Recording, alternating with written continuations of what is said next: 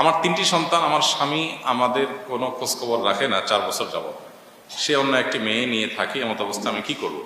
কোনো জালেম এবং অমানুষ স্বামী যদি তার সন্তান এবং স্ত্রীর খোঁজখবর না নিয়ে অন্যত্র বিয়ে করে থাকে, কিংবা বিয়ে ছাড়া যদি কারোর সাথে সম্পর্ক করে, যেটাই করুক না করে, বিয়ে করলে তো বৈধ হলো, কিন্তু বিয়ে না করলে তো সেটা হারাম হলো, সেটা ভিন্ন বিষয়। কিন্তু তার সন্তান এবং স্ত্রীর খোঁজখবর যদি না যায়, তাহলে সে জালিম, সে বান্দার হক নষ্ট করে এবং পাপিষ্ঠ।